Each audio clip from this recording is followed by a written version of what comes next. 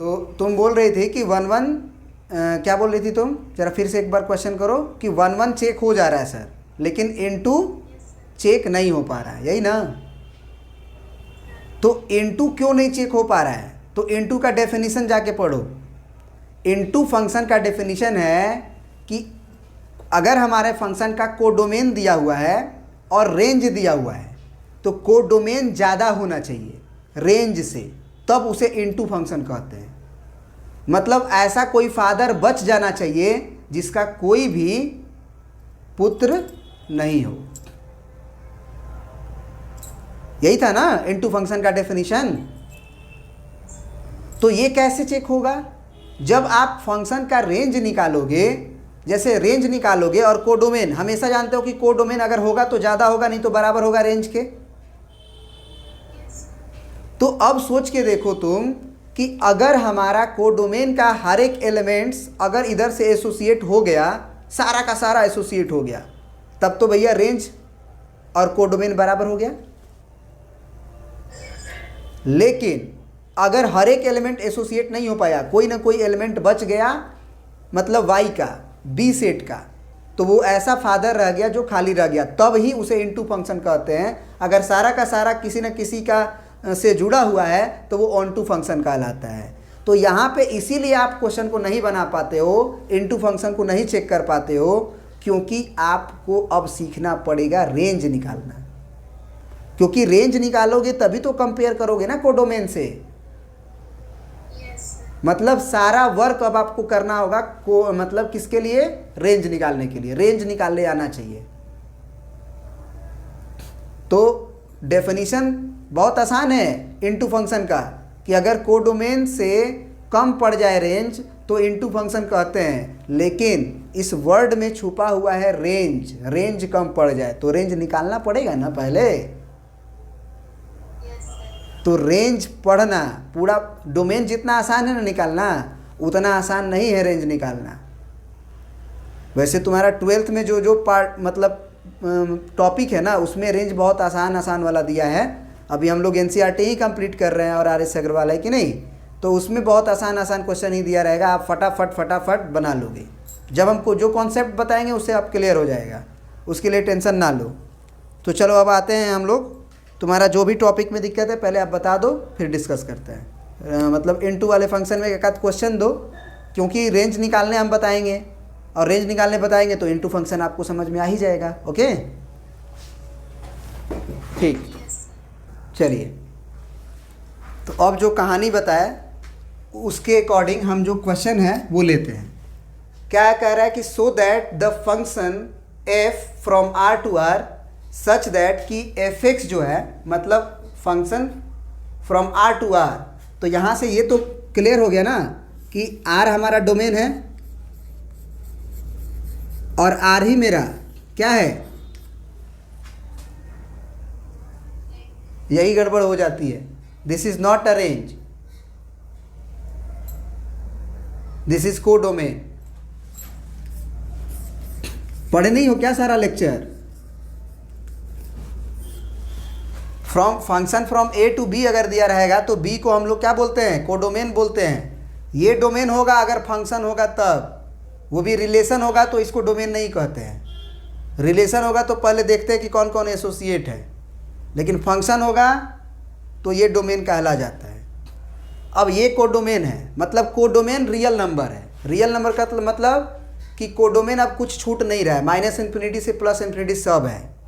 अगर हमको चेक करना है, फंक्शन दिया है हमको 1 + x² इज मेनी 1 इंटू, हमको ये प्रूफ करना है कि ये मेनी 1 इंटू है।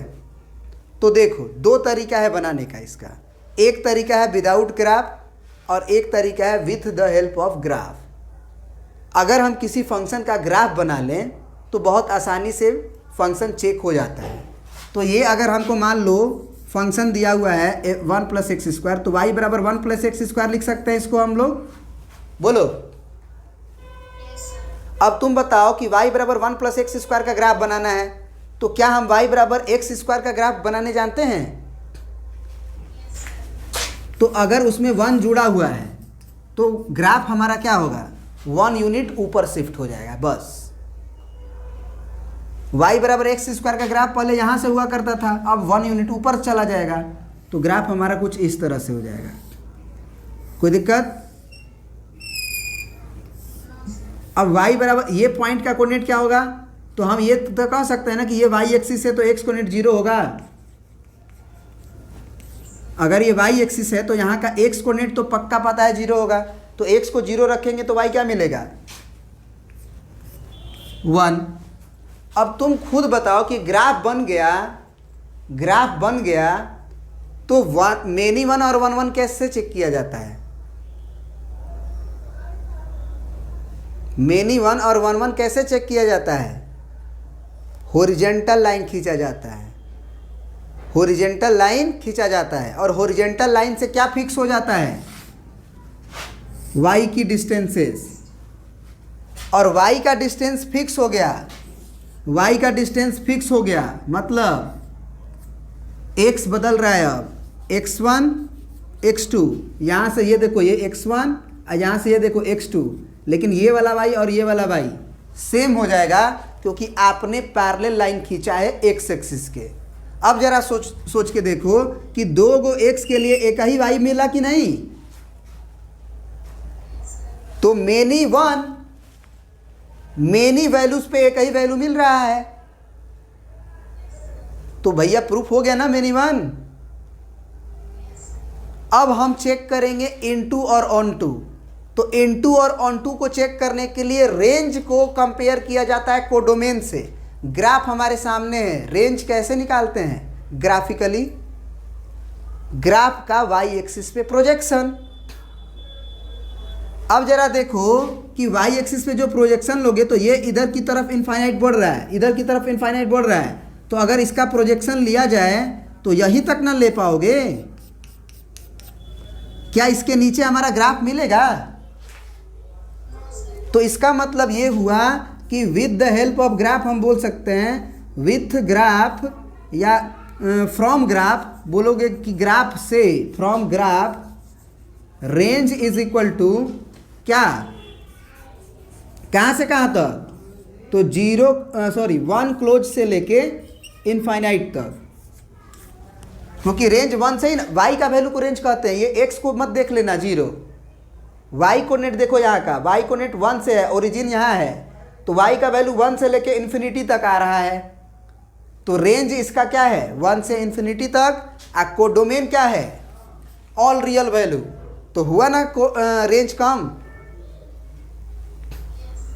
तो हो गया प्रूफ। कितना आसान हुआ, ग्राफ से हुआ ना।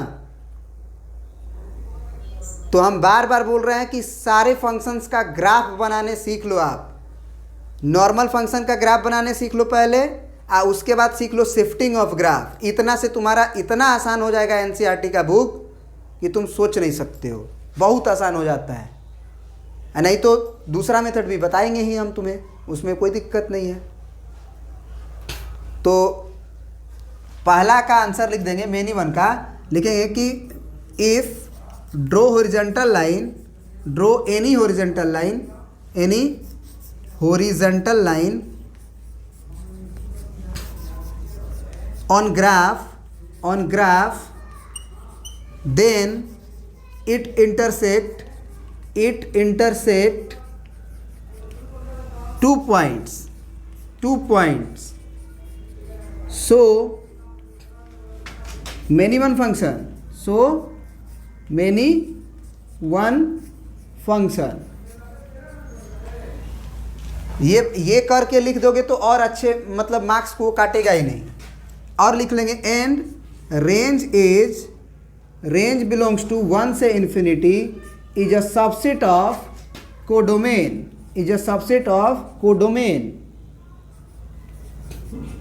दिस इम्प्लाई फंक्शन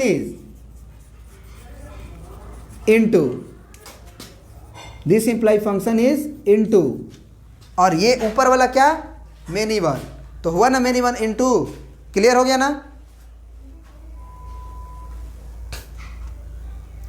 क्लियर हो गया ना। अब हम जो है इसी को विदाउट ग्राफ भी बनाएंगे और आपके सामने प्रस्तुत करेंगे, देखिएगा आप। हाँ, तो हम क्या बता रहे थे आपको कि आप क्या कर लो कि x1 और x2 दो वैल्यू सेलेक्ट कर लो जो डोमेन में है। तो डोमेन इसका रियल नंबर है, तो डोमेन के अंदर हम बहुत सारा x में से हम दो को x सेलेक्ट कर लिए जो इसके अंदर है। अब क्या करते हैं कि हम कहते हैं कि f ऑफ x1 बराबर f ऑफ x2 कर लो, कर लेते हैं। तो x1 डालेंगे तो क्या आएगा 1 प्लस x1 का स्क्वायर, x2 डालेंगे तो क्या आएगा 1 प्लस x2 का स्क्वायर। सॉल्व देम तो 1 1 कटा, x1 square minus x2 square बराबर 0 होगा क्योंकि उस x2 को इधर खींच लिए। अब ये a square minus b square का फार्मूला पे टूट जाएगा, तो x1 प्लस x2 और x1 माइनस x2 बराबर 0। यहाँ से x1 का वैल्यू आया माइनस x2 और यहाँ से x1 का वैल्यू आया x2। तो यहाँ से हम क्या पाए कि हमारे पास x का दो वैल्यू आ गया। एक तो आया x1 का वैल्यू x2 के बराबर, एक आया x1 का वैल्यू माइनस x2 के बराबर, है ना।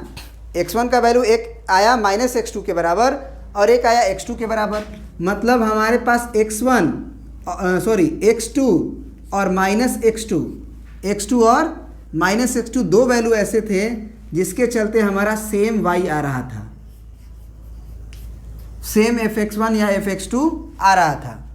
तो इसका मतलब ये हुआ कि आप x2 जब डालोगे तो भी y का वैल्यू सेम आएगा और आप माइनस x2 डालोगे, सोच के देखो ना, स्क्वायर है ना, तो x2 डालो और चाहे माइनस x2 डालो, स्क्वायर के बाद तो y का वैल्यू सेम आ जाएगा। इसका मतलब दो गो x आ रहा है, एक लेफ्ट में एक राइट में, जिसके चलते y सेम आ रहा है, तो मेनी वन हो गया। तो अगर यही बोला जाता है कि अगर इसको आप सॉल्व करते हो, fx1 बराबर fx2 को सॉल्व करते हो और x1 का वैल्यू केवल x2 आता है तब वो 1 1 कहलाता है। लेकिन अगर x1 का वैल्यू x2 के अलावा भी कुछ आ जाए, जैसे कि यहाँ आया हुआ है, एक आया हुआ है x1 बराबर माइनस x2, तब वो मेनी वन हो जाता है। तो यहीं पे हम कह देंगे यही के बाद कि x1 बराबर x2 and minus x2, this imply function is many one. तो मेनी वन तो डिसाइड हो गया। तुम भी बोल रहे थे कि सर मेनी वन बनाने में कोई दिक्कत नहीं होता, हम कर लेते हैं, इनटू चेक करने में दिक्कत होता है।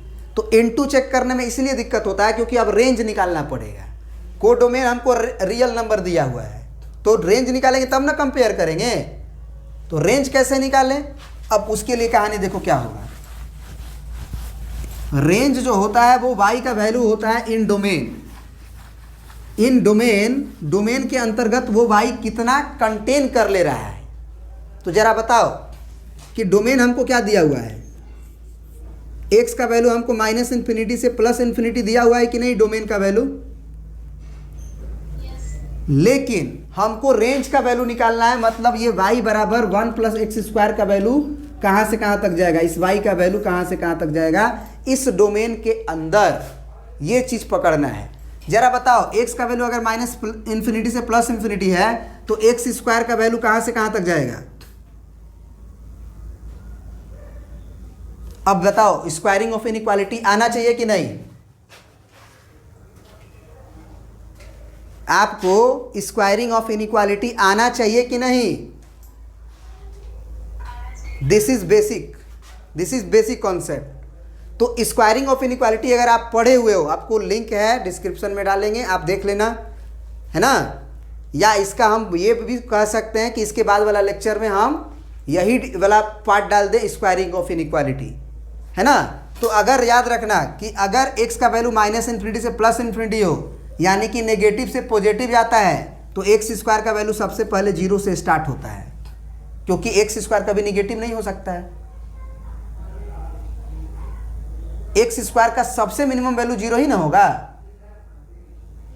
तो अगर नेगेटिव से पॉजिटिव तक वैल्यू जा रहा है तो एक्स का वो सारा वैल्यू हम ले रहे हैं, लेकिन वो सारे वैल्यूज़ का जैसे -1, -2, -3, ये जितने भी नंबर हैं 0, 1, 2, 3, ये सारे नंबर में जब हम स्क्वायर करेंगे तो सबसे छोटा वैल्यू स्क्वायर करके देख लो 0 का ही आएगा, क्योंकि -3 का भी स्क्वायर करोगे तो वो 9 कर लेगा, -4 का भी स्क्वायर करोगे तो वो 16 कर लेगा।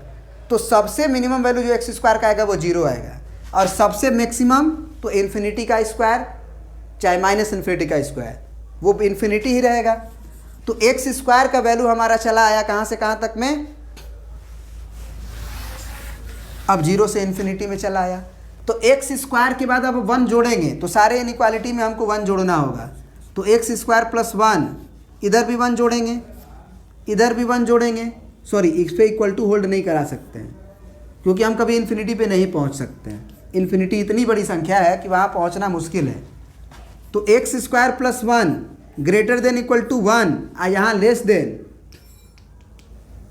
इन्फिनिटी में 1 जोड़ने से कोई फर्क पड़ जाएगा इन्फिनिटी को? इन्फिनिटी इतनी बड़ी संख्या है, समुद्र में एक बूंद पानी डाल रहे हो और कह रहे हो कि एक बूंद पानी बढ़ गया। अरे उसे समुद्र ही कहो, मतलब इन्फिनिटी ही कहो। तो ज़रा देखो, तुम्हें आ गया एक्स स्क्वायर प्लस 1 ही ना वाई था, तो वाई का वैल्यू तुम्हारा कहाँ से कहाँ तक आया, 1 से इन्फिनिटी तक। ज़रा याद करो कि ग्राफ में हम लोग ग्राफ में रेंज भी लिखे थे यही, with the help of graph. हमारा y का वैल्यू जो उसमें आया था 1 से इन्फिनिटी क्लोज किए थे कि नहीं किए थे? तो ये अगर आ गया मतलब रेंज ऑफ फंक्शन हमारा आ गया 1 से लेके इन्फिनिटी तक। अब अगर रेंज आ गया तो कंपेयर करेंगे डोमेन से, तो लिखेंगे this is the subset of R, यानी कि कोडोमेन, क्योंकि कोडोमेन दिया हुआ है, because codomain is equal to R, क्योंकि कोडोमेन तो हमको रियल नंबर दिया है माइनस इन्फिनिटी से प्लस इन्फिनिटी, तो उसका एक क्या है, ये सबसेट है। क्लियर हो गया ना? तो अब कोई भी क्वेश्चन को तुम दिव्या क्या करना, 2 तरीका से बनाना। शुरू से ही करने लगोगी तो मतलब हैबिट बन जाएगा और मतलब कॉन्सेप्ट भी क्लियर होते चले जाएगा। पहले ग्राफ से बनाना और फिर जो है वो इससे भी बनाना। ओके, ठीक। अब नेक्स्ट क्वेश्चन पूछो आप। अब ये क्वेश्चन देखिए क्या कह रहा है।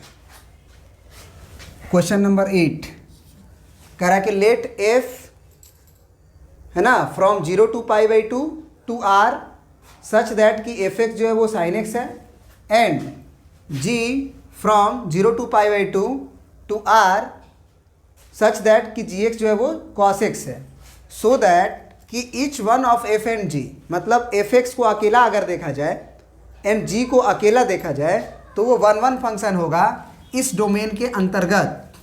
बट अगर f और g को जोड़ दिया जाए तो वो 1-1 नहीं रहेगा। चलिए तो इसको कवर करते हैं हम लोग।